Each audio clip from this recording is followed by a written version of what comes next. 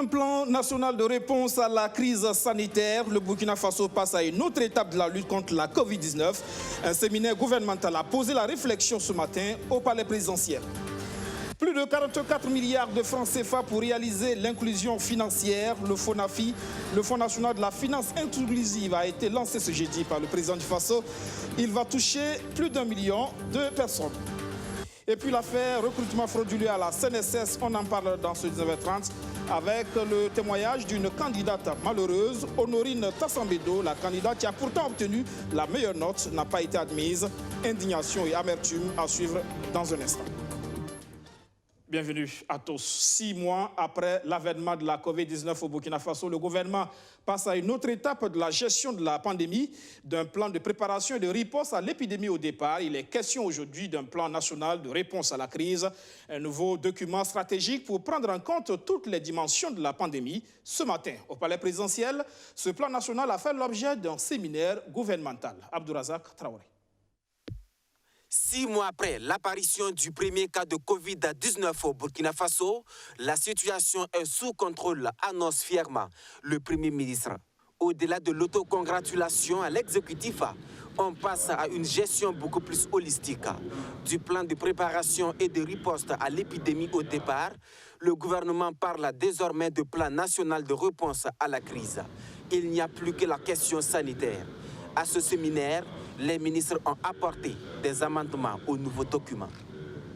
Il y a la santé, mais il y a aussi l'économie, il y a le commerce, il y a un certain nombre de départements qui sont concernés par la question de la pandémie et il faut que nous développions une certaine synergie au niveau national, au niveau du gouvernement pour arriver à des résultats beaucoup plus probants.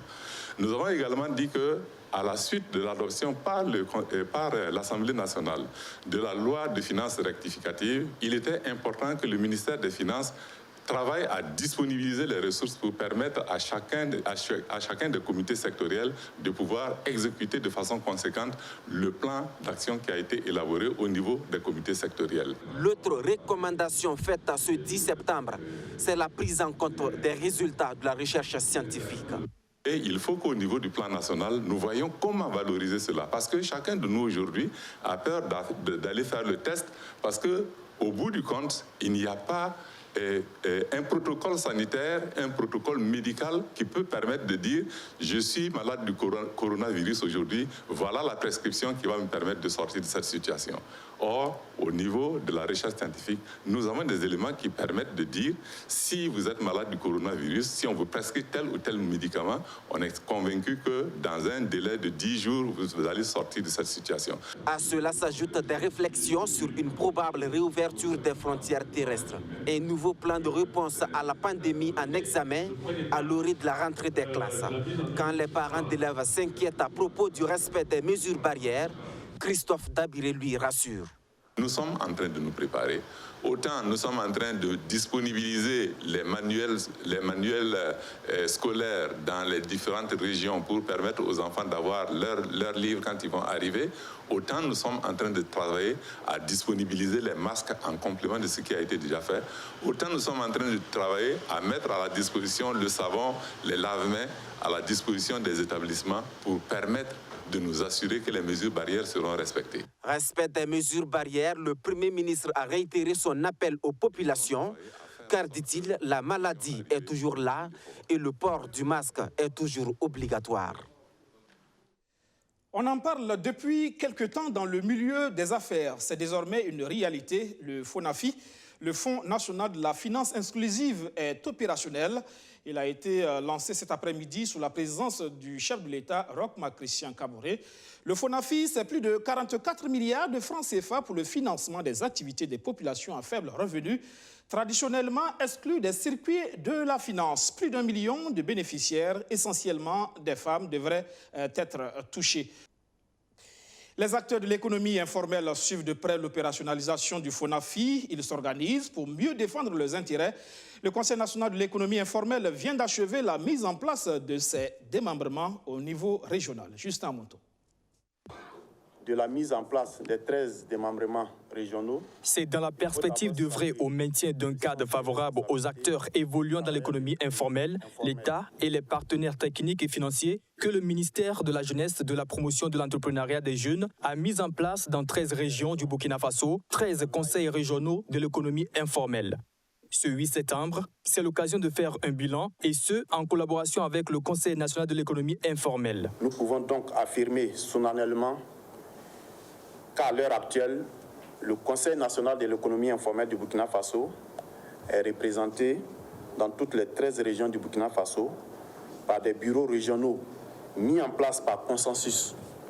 Et c'est ce consensus-là que nous appelons donc un consensus historique, pour qui connaît donc ce secteur réputé difficile et très susceptible. De son côté, le président du Conseil national de l'économie informelle veut tout mettre en œuvre pour formaliser les acteurs du secteur informel. Selon Salifou Nikema, des efforts se feront dans le respect des lois et conventions afin de favoriser l'accompagnement et le financement des partenaires.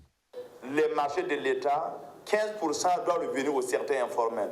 Nous, on doit lutter et que ces marchés, 15%, doivent vraiment revenir aux acteurs de l'économie informelle, que ces acteurs aussi vont vraiment travailler pour se formaliser, pour vraiment sortir dans l'informel, pour être des industries.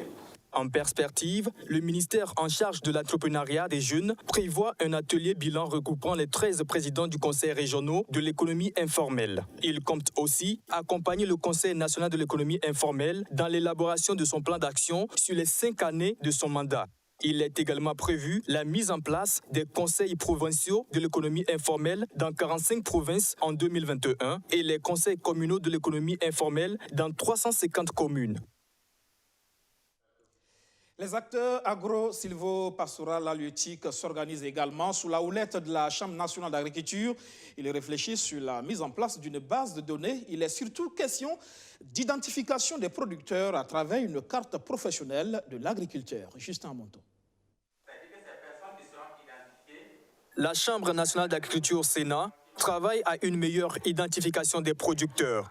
Ce 4 septembre, ces acteurs intervenant dans la production échangent sur un mécanisme fiable d'identification afin de mettre en place une solide base de données. La piste de la carte professionnelle est explorée et le document est soumis à validation. C'est un outil d'identification et notre objectif en demandant à nos collègues producteurs de se faire enrôler, c'est pouvoir avoir une base solide.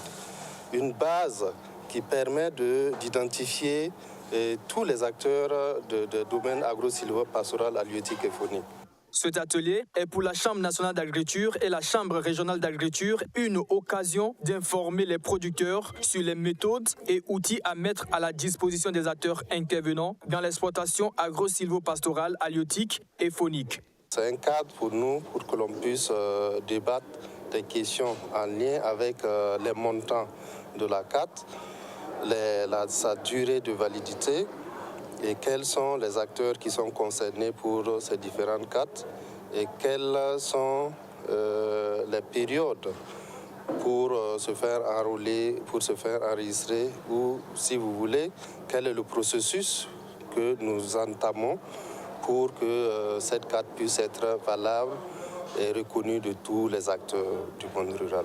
La création et la gestion des registres des exploitations agro-silvo-pastorales halieutiques et fauniques est consacrée par l'article 52 de la loi portant orientation agro-silvo-pastorale halieutique et faunique au Burkina Faso. On reste dans le monde paysan avec ce centre de recherche sur le mil dans la région du plateau central. C'est le fruit de la coopération entre le Burkina Faso et la Chine. Et vous allez le voir, il y a déjà des résultats concrets. Majid Bakwa. Une nouvelle variété de mil à haut rendement expérimentée ici à la ferme sémencière de Lumbila par des experts chinois et burkinabés. À côté de cela, un laboratoire d'analyse de la qualité des semences. Nous sommes au centre de recherche sur le mil à Lumbila dans la région du plateau central. Ce centre est le fruit de la coopération agricole sino-burkinabé. À travers cette expérience, la République populaire de Chine veut booster les rendements du mil et conduire le Burkina Faso vers la sécurité alimentaire. Avec l'inauguration de ce petit laboratoire, avec tous les équipements de très bonne qualité, ça démontre encore une fois une relation toujours très performante entre nos deux pays et surtout un engagement bien résolu à partir du gouvernement chinois à l'égard nos pays amis burkinabés, surtout dans la lutte contre la pauvreté et aussi dans la lutte, dans la résolution pour résoudre le problème de la sécurité alimentaire. La réalisation de ce centre s'inscrit dans le cadre du projet d'assistance technique pour la démonstration de culture de mil au Burkina Faso, un projet mis en œuvre par le ministère en charge de l'agriculture. Nous avons vu ce centre qui a été financé à plus de 140 millions de francs CFA avec des équipements performants qui vont permettre de pouvoir aboutir à des semences, davantage des semences de base qui vont être remis aux producteurs semenciers pour la production de semences améliorées à travers tout le Burkina. Il faut reconnaître que ce travail, c'est une compagnie chinoise qui a fait ce travail sous couvert du gouvernement chinois au Nigeria, qui a permis vraiment de pouvoir arriver à avoir cette variété de semences de plus de 3,5 tonnes à l'hectare. Le projet a déjà conduit des travaux d'expérimentation dans 9 régions du Burkina Faso. En vue des résultats engrangés, le département de Salifou et Drago compte l'élargir dans toutes les régions du pays afin de permettre aux producteurs de bénéficier des semences de mil à haut rendement. Dans le secteur minier, le cadastre minier burkinabé s'est modernisé pour plus d'efficacité dans la mise en œuvre de la politique minière. Meilleure occupation des surfaces, réduction des délais de traitement des dossiers, tout va pour le mieux, dit-on, au ministère des Mines et des Carrières. Luc Pabelguem. On ne saurait parler de pays minier sans cadastre minier. Le cadastre minier est la représentation de tous les titres miniers et autorisations d'un pays et aussi la structure qui gère ces titres miniers et autorisations. Le Burkina Faso s'est doté d'une direction générale du cadastre minier et depuis lors, tout va pour le mieux. Du reste, c'est la conviction du ministère des Mines et des Carrières.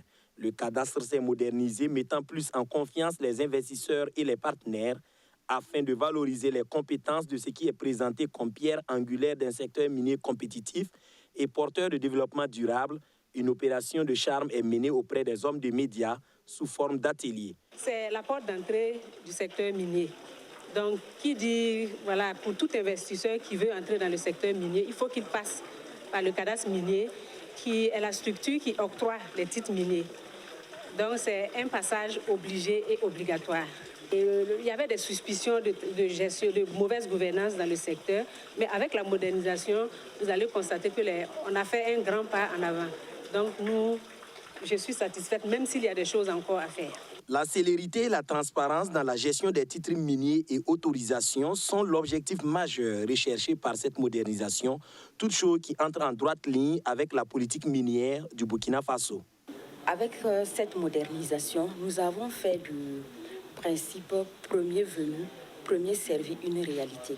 Parce que selon nos textes, c'est celui qui, le premier à déposer sa demande, s'il remplit les conditions, c'est à cette personne qu'on octroie le titre. Donc c'est le principe du premier venu, premier servi. Ça veut dire qu'aujourd'hui, il y a la transparence. J'ai dit tantôt que le cadastre minier, avant en tout cas cette modernisation, était considéré un peu comme le talon d'Achille dans la mise en œuvre de la politique. C'était un peu, comme ce n'était pas informatisé, c'était un peu à la tête du client. Voilà. Mais aujourd'hui, c'est transparent. Aujourd'hui, on a pu, par cette modernisation, réduire les délais de traitement des dossiers. On a pu également donc, mieux occuper les surfaces. Aujourd'hui, on n'assiste plus au chevauchement des titres miniers. La direction générale du cadastre minier est organisée autour de 2 directions techniques que sont la direction de la cartographie des titres miniers et autorisations et la direction de la réglementation et du suivi. Et on en vient à ce témoignage, celui d'une jeune femme désillusionnée et désespérée. Honorine, c'est son nom. Si les choses s'étaient passées normalement, dans la transparence, elle serait actuellement agent de la CNSS, la Caisse nationale de sécurité sociale. Mais hélas, l'affaire, vous le savez, le recrutement a été entaché de fraude. Honorine, qui a pourtant obtenu la meilleure note en culture générale, n'a pas été retenue. Pire, sa copie aurait fait l'objet de plagiat par des candidats déclarés admis. En attendant le délibéré du procès prévu en novembre, la jeune femme en quête d'emploi depuis 5 ans a encore du mal à accepter ce qui lui est arrivé. Un témoignage recueilli par Ahmed Boy. Honorine est titulaire d'une licence en droit. Après l'obtention de son diplôme en 2013, elle fera 5 années à la recherche d'un premier emploi, mais sans succès. En 2018, elle va postuler au test de recrutement à la CNSS, la Caisse nationale de sécurité sociale. Elle réussit la phase de présélection. Honorine pense alors voir le bout du tunnel, mais ce test sera entaché de fraude. Et aujourd'hui, c'est la désillusion chez cette jeune dame. Je m'attendais vraiment à être admise. Voilà. Et j'ai été déçue par les résultats. Qu'est-ce que tu peux espérer de plus? Il faut laisser tomber. Les gens ont déjà commencé à travailler. Donc, je ne peux plus espérer à quoi que ce soit. Donc, j'ai abandonné. Cette diplômée de l'université Joseph Kizerbo est issue d'une famille modeste. Elle doit son parcours scolaire à des subventions. Celle qui voulait réussir coûte que coûte par les études a dû les interrompre, faute de moyens financiers. Quand je suis arrivée à l'université, c'était avec plein d'enthousiasme. Je voulais mener les études remarquables jusqu'au bout. Mais les dures réalités de ma vie, les dures réalités de ma famille m'ont fait vite redescendre de mon nuage. Alors je me suis dit, à partir de ce moment-là, il faut commencer à chercher du boulot. Parce que la situation ne va pas. Mon père est un typographe de formation. Et toute sa vie, il a eu un salaire pour nous prendre en charge. Et ce salaire-là était à peine le SMIC. Vous imaginez? C'est grâce à ma bourse que j'ai même pu faire 3 années à l'université, jusqu'à j'ai un niveau licence. Avec sa licence en droit, elle se présente à ce test de la CNSS pour le poste d'agent administratif, communément appelé agent de bureau. Son ambition, prendre en charge ses parents. Elle estime que cette situation lui a causé un préjudice à la fois économique, moral et psychologique. Ma mère a eu un accident de la route qui lui a valu l'amputation de sa jambe le 12 novembre passé, 2019. Et pourquoi? Faute de moyens. Si j'avais eu une situation stable à l'époque, j'aurais pris ma maman en charge. Le préjudice moral, c'est que j'en suis arrivée à croire que dans ce pays-là, on ne peut pas réussir de façon honnête. Il faut avoir des gens, il faut connaître quelqu'un pour pouvoir réussir. Et pendant les 2 dernières années, je m'assois comme ça et je pense, je dis non, c'est pas possible. Comment est-ce que tu n'as pas été admise? Comment est-ce que cela a pu être possible? Parce que tu t'es donné toutes les chances. J'avais vraiment une ferme conviction que j'allais être retenue. Ça, c'est un préjudice psychologique pour moi parce que je me mets à parler seule. Cette candidate malheureuse va plus loin. Les actes posés lors de ce recrutement frauduleux sont une entorse à la loi fondamentale. Moi, je qualifie cela d'un crime à caractère constitutionnel. L'article 1er de notre Constitution qui dit que tous les humains, tous les Burkinabés naissent libres et égaux en droit. La CNSS, à travers sa DRH, a violé cette norme constitutionnelle en favorisant d'autres personnes. L'affaire est en ce moment au tribunal de grande instance de Ouagadougou. De la dernière audience, il ressort que Dame Honorine a obtenu la meilleure note en culture générale et sa copie a même fait l'objet de plagiat. Des révélations qui suscitent indignation et frustration. Et moi, j'étais indignée quand j'ai appris que ma copie avait été plagiée par 4 candidats. J'ai obtenu la note de 17 sur 20, mais je n'ai pas été retenue. Mais il y a des gens qui ont eu des 6, des 9, ils ont été retenus. Pourquoi? Parce que moi, je ne connais personne. Même s'il faudra attendre jusqu'en novembre prochain pour le délibérer, cette juriste de formation apprécie le traitement judiciaire actuel de ce dossier. Parce qu'ils ont donné l'opportunité à chaque justiciable de pouvoir s'exprimer par rapport à ce qu'il avait sur le cœur. Voilà.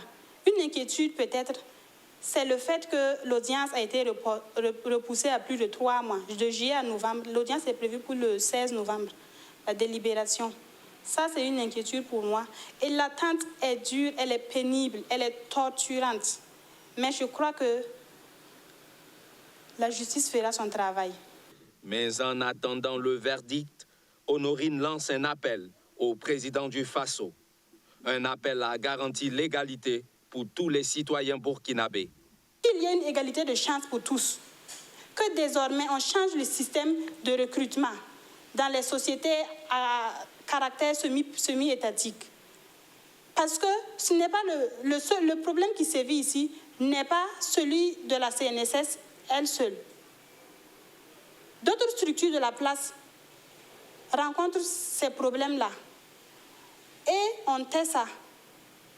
À long terme, cela va amener la haine. Cela va entraîner la division. Un appel qui sonne comme l'espoir d'une génération en quête d'un mieux-être social et dans la dignité. Un pylône sur le toit d'un immeuble R+2 au quartier Wemtenga dans l'arrondissement 5 de Ouagadougou. Il trouble le sommeil des riverains qui craignent la chute du pylône en question sur leur domicile. Mais il n'y a pas que ça, ils se demandent aussi s'il n'y a pas de risque pour leur santé. Magid Bako. Une antenne relais de téléphonie mobile installée au-dessus d'un immeuble R+2 en plein cœur du quartier Wemtenga dans l'arrondissement 5 de Ouagadougou. Une antenne qui trouble le sommeil des riverains de ce quartier. Vu le niveau de fixation de l'antenne, ils craignent des risques de chute du pylône sur leur domicile, mais aussi des risques sanitaires qu'il pourrait provoquer. Alors, ils demandent le démantèlement pur et simple de l'antenne. Nous, on ne peut pas accepter quand on installe une antenne de relais au milieu de nos concessions. Et c'est pas la même. Quand vous regardez comment on a implanté l'antenne, c'est pas la même chose que chez les autres.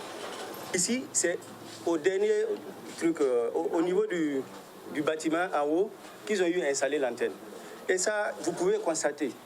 Et ils ont eu à faire des fissures pour renforcer le haut du bâtiment. Nous, on ne sait même pas ce truc-là. On n'a pas d'assurance que c'est bien, que c'est solide.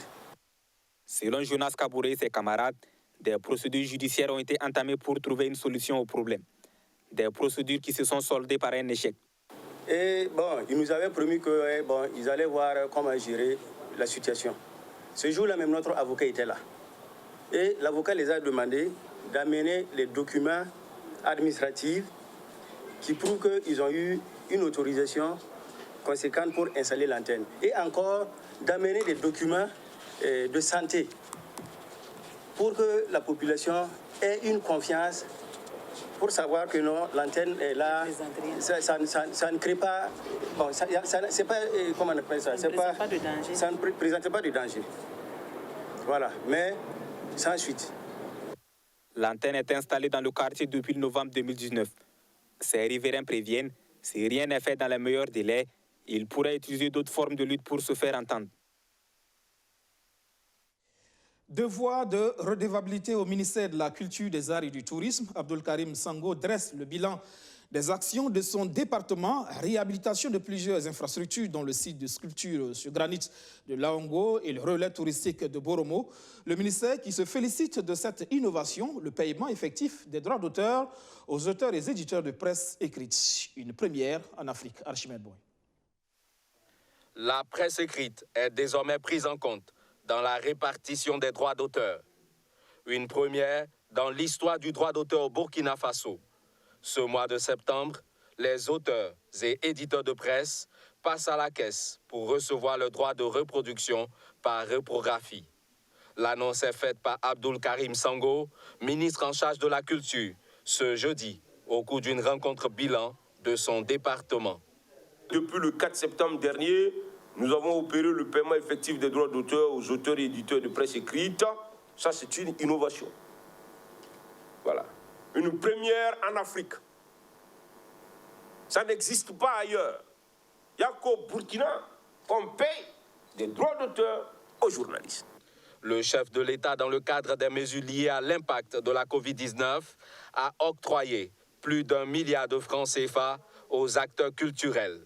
Au cours de cet exercice de redevabilité, M. Culture apporte des précisions sur la gestion de ce fonds. Pour sa gestion, j'ai mis en place un comité de réflexion qui a travaillé sur les critères d'éligibilité et les mécanismes de répartition. Ce comité est principalement animé par des acteurs autres que ceux de l'administration. J'ai fait exprès. Pour que les acteurs eux-mêmes, ils aillent gérer. Parce qu'on va dire, ah, le ministère a fait ceci, non, non. Si ça marche, c'est bien. Si ça ne marche pas, on met les acteurs devant leurs responsabilités. Au niveau de la promotion du tourisme interne, le ministre soutient que son département a relancé le projet « Connais-tu ton beau pays ?» créer une plateforme numérique des sites touristiques dénommée UMAP et réhabiliter plusieurs sites. On peut citer la réhabilitation des infrastructures du site de sculpture sur granit de Lango pour un coût total de 28 millions. On peut citer aussi le relais touristique de Bromo, réhabilité dans tous ses compartiments pour un coût global de 317 millions 107 millions 46 francs. En perspective, on note la relance du projet de l'Institut des peuples noirs IPN et déjà, le gouvernement a adopté le 6 août dernier un décret portant organisation du ministère qui crée le secrétariat technique de l'IPN. Enfin, la 27e édition du FESPACO, Festival panafricain du cinéma et de la télévision de Ouagadougou, prévu du 27 février au 6 mars 2021, est en préparation, indique Abdul Karim Sango. On termine ce journal par le sport. C'est une nouvelle page qui s'ouvre définitivement à la Fédération burkinabé de football. L'équipe de Lazare Bansi est bien en place. Installée ce jeudi, elle promet d'impulser une nouvelle dynamique au sport roi au Burkina Faso. Justin Monto. Au nom de Monsieur le Président de la CAF et de l'UFOA, et en vertu des pouvoirs qui me sont conférés, je vous déclare officiellement installé dans vos fonctions à partir de ce jour 10 septembre 2020. Par ces mots, Bourema Balima, directeur exécutif de l'UFOA et représentant du président de la Confédération africaine de football, donne le top départ du mandat du nouveau président de la FBF pour une durée de 4 ans. La cérémonie de passation, qui a eu lieu ce matin dans la salle de réunion du Centre technique national, s'est déroulée devant les membres du comité exécutif, entrant et sortant, et nombreux supporters. On notera la présence remarquée du fondateur de Salitas, Yacouba Ouedraogo, un supporter d'Amadou Traoré. Lors des 2 mandats que j'ai passés en tant que président de la Fédération burkinabé de football, j'ai lancé des slogans qui avaient pour but d'améliorer notre football dans son organisation et son fonctionnement. Durant le mandat qui s'achève particulièrement, j'avais choisi d'investir dans un certain nombre de domaines pour professionnaliser notre football. La relève occupait une excellente place dans cette architecture. Ce mandat tenu autour d'un programme bâti sur 11 axes a été transformé en un plan qui a guidé les actions du comité exécutif. Le désormais patron du sport roi burkinabé, Lazare Bansi, a réitéré ses engagements de faire du Burkina une grande nation de football avant de se présenter de nouveau en rassembleur. C'est un grand honneur pour moi que de pouvoir présider aux destinées du football de mon pays, le Burkina Faso, un pays que nous aimons tous. Et notre ambition, c'est de faire du Burkina Faso une grande nation de football. Et je crois que nous allons immédiatement nous mettre à la tâche. Puisque vous avez déjà un de mes anciens challengers, en l'occurrence Bertrand Kaboré, qui figure en bonne place dans le comité exécutif, je crois que c'est une ouverture, c'est une main tendue. Nous avons également un représentant du camp Amadou Traoré qui est bien installé au niveau du comité exécutif en la personne de Mme Aïbata Nyampa.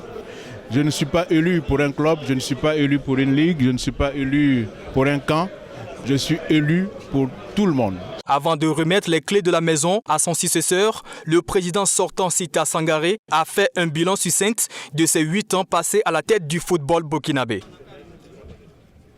Le nouveau président de la Fédération, Lazare Bansi, qui sera l'invité de Sport Time demain à 21h sur BF1. Soyez au rendez-vous. Fin de cette session. Merci de l'avoir suivi. À demain, j'espère.